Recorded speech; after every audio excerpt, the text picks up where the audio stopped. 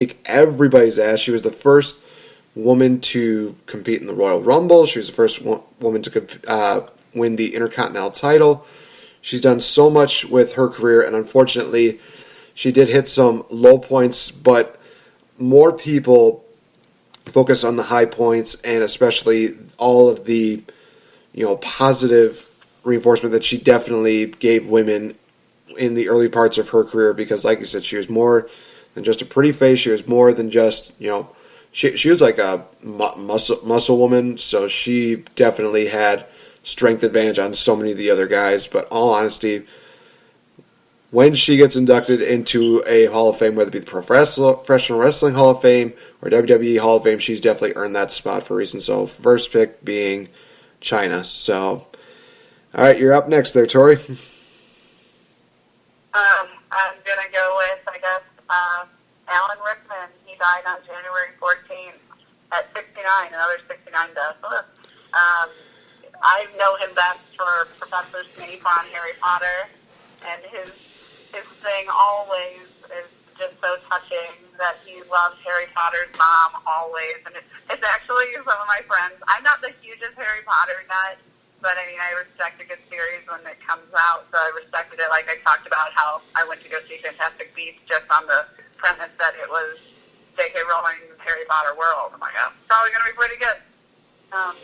Sadly, Alan Rickman, of course, didn't make that movie, and he didn't even get to see it because he died this year, but his character has influenced people throughout pop culture.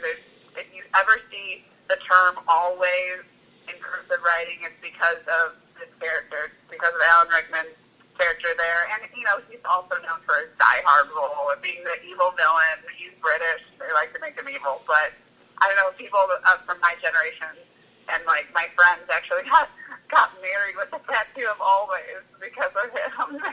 So it's really his character, but he brought it to life, and, I mean, he made us care about him. So he was an amazing actor. He's gone too soon.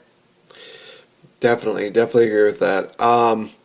Next one, I think Muhammad Ali, one of the greatest boxers of all time.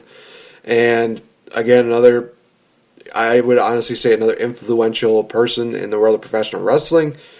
He was actually, I believe, the special guest referee in the main events of the first ever WrestleMania. But also, Muhammad Ali, again, greatest wrestler of all time, and he is being proudly represented by his daughter Layla Ali, another guy who, it probably was at that point where, his time was coming, but it's still one of those things where it's like he still feels like it was just too soon to see him go. There's a lot of people that really looked at Muhammad Ali as not only a game changer, but also one of the greatest of all time, and I definitely agree with that. Yeah, oh my gosh, that's so sad. I remember that. I remember because at that time my news people had to put together a huge tribute in an hour for him. Oh, they got wow. it done. I was so surprised because I remember it was like a Friday night, and everyone was like, "Oh, Muhammad Ali went to the hospital again. Oh, he seems like he's going to be okay." Almost like a lot of other celebrities on these lists. And then all of a sudden, 2 hours later, oh, by the way, he's dead. What? But yeah, I guess I'll move on. Sorry. I'll move on to another huge music icon. Would be only one word: Prince.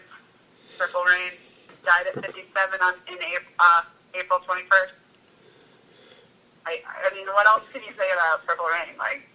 He has his own symbol.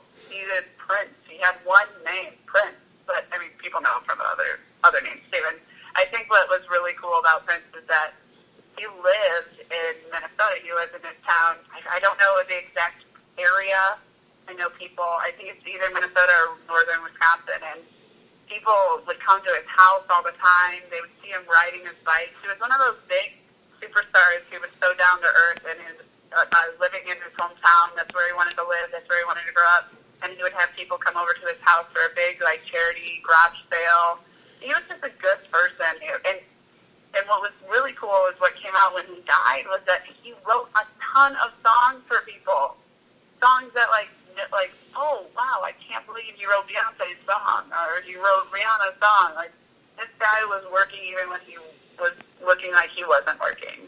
And again, Forrest gone too soon. Very sad. Yeah, it's always very sad just to see anybody pass away. And somebody who actually was, I think, a great influence on me singing wise, the passing at 72 of Frank Sinatra Jr. I listened to Frank Sinatra Jr., and honestly, I listened to just how they sing, and everything that they touch, just golden. Everything that they sing, I just thought to myself, oh, this is really, really nice. It's one of those things that you can just relax to, or you can just kind of dance and chuck and jive to. It's just really amazing hearing these guys singing, and it's just another one of those things where, you know, their legacy is being represented, but it's hard to really continue on a legacy when, you know, you have family that set the bar so high. But honestly, Frank Sinatra Jr. definitely going to be majorly missed, and it's going to be harder listening to hearing them sing and just knowing that they're not going to be around. Yeah. Well, you know what's cool, though, about all these people, which is just going to, I'm just throwing out there, is that it's cool that they were these famous of people to have, you know, records and have all these things that you can remember them by, like hearing their voice. I always think that's another topic for another day, like, is when, like, your grandma leaves you a voicemail or something, you're always kind of like, oh, I don't know if I should delete it, just because, like, who knows, like, what will happen. It's like a cryptic thought, but at the same time, like, hearing someone's voice again is awesome, and having somebody being actors, you can see them in their roles again. So that's the coolest part, I think, about these deaths, that they can be remembered so well, and you can bring them back up when you feel like you miss them. But you don't need to continue. Well, I'll end that on this by saying, you know, it's better to think more positively about that person when they're gone than to think about, you know, oh, what could have been, what could have been if they would have done this, what could have been if they would have done this. Just be thankful for the memories that they created, and be thankful for all the positive influences, that the positive reputation that they that is put into your heart, because that's what's going to help you get by the day, is, again, thinking positive. So, yes, by all means, continue. Okay, I don't know if I'm going to say this guy's name right, but I loved him. The Exxon Yulichin. Do you know who I'm talking about? The guy from Star Trek. He was 27. He died June 19th. Oh, yeah.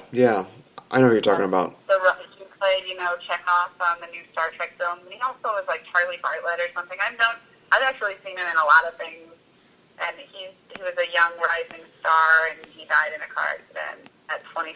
That was just like, oh, that's so young. Gone way too soon. But he was amazing, and sad that he's gone. He was actually dead before the new Star Trek movie came out, so when I saw it, I was like, oh, and they did a little, you know, commemorative thing for him, so it was nice, but also just sad. Yeah. This one really hit home for me because he was one of the more entertaining people that I could honestly look at and think, you know, there was not a bad movie that I could see him doing. Of course, being in the original Willy Wonka, and of course being in, I think it was Hear No Evil, See No Evil, that being Gene Wilder. Oh my gosh. I mentioned before that I'm a big fan of Robin Williams, but Gene Wilder is definitely high up there as one of the more entertaining but also very beloved characters. His role as Willy Wonka was amazing, and he had that final scene with Charlie saying, you know, I'm giving the factory to you, everything is yours, and just that warm heart feeling moment that he created there was just awesome. And his movie of See No Evil, Hear No Evil, which honestly, you guys, if you haven't gotten a chance to see it, go check it out. It is flat out hilarious. And there's a point where he, where the blind guy is basically screaming at Gene Wilder, and he's like, "Can you hear me now?" Yes. Yes, I can hear everything. Really? No, because I'm still deaf, you idiot! Just that one scene right there just got me hooked. It's like, Gene Wilder is amazing. I love every single bit about this guy. So It made you smile. He just made you smile. he also just had that smile that was very infectious. You just can't help but not smile around that guy. It's just awesome when somebody just has that kind of light exuberating from their face, and they're just like so. He just of course says, well, he could just say like one thing, and you just find a way to just smile because he's just got this positive array from him. So Gene Wilder definitely going to be highly missed. Yeah, definitely. I really loved Charlie and the Chocolate Factory. Nope. That was Willy Wonka and the Chocolate Factory. Charlie and the Chocolate Factory was Johnny Depp. Sorry. I don't mean to be. I don't mean to be technical, but it's just one of those things where it's like there's a difference. There's a difference, especially nowadays. If somebody says, "Oh, he was in Charlie and Chocolate," Willy Wonka. He was in Willy Wonka. Get it right. So I apologize for anybody that I offended with technicality, but. Yeah.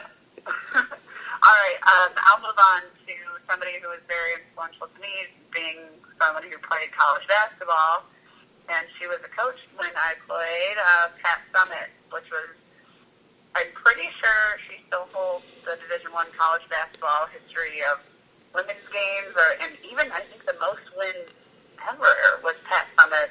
She was a female basketball coach for Tennessee. She was best known for, and I know she had cancer, but she died at 64 on June 28th, and it was kind of just a huge hit for women's basketball in general. And I know some people might be like, Pat Summitt, who's that? I'm like, hey, Google her, and you'll know that she's one of literally the most decorated coaches in all of history.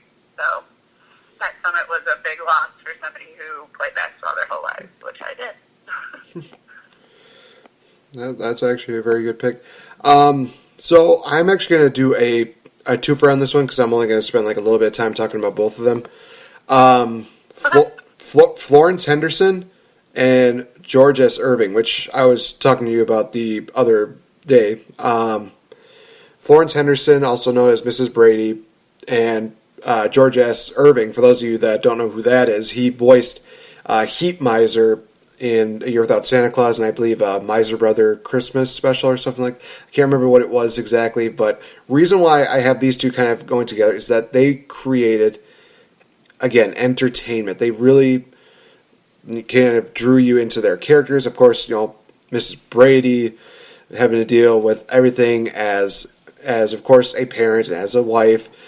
Just awesome seeing her in the Brady Bunch. And George S. Irving, which I gone on record saying that, Year Without Santa Claus is one of my favorite Christmas movies. He plays Heat Miser, and he was one of those characters who just was misunderstood, especially when you see the Heat Miser's Christmas special. Honestly,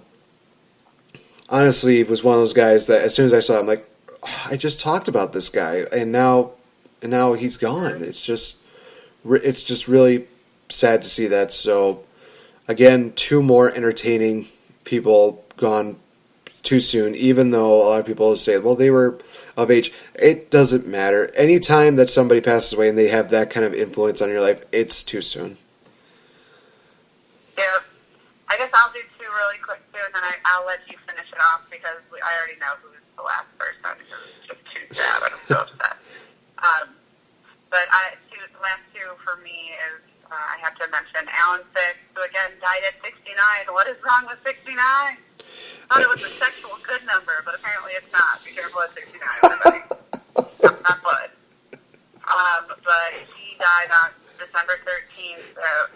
If everybody knows Robin Thicke probably from the music, and Alan Thicke is his dad, and he's from Growing Pains, and he was also, I loved entertainment news. He was always on, like, Entertainment Tonight and all those things, and just his voice was so calming. He's just such a good actor. And the fact that he died so, again, too soon, loved him and everything that he was. And then I have to give a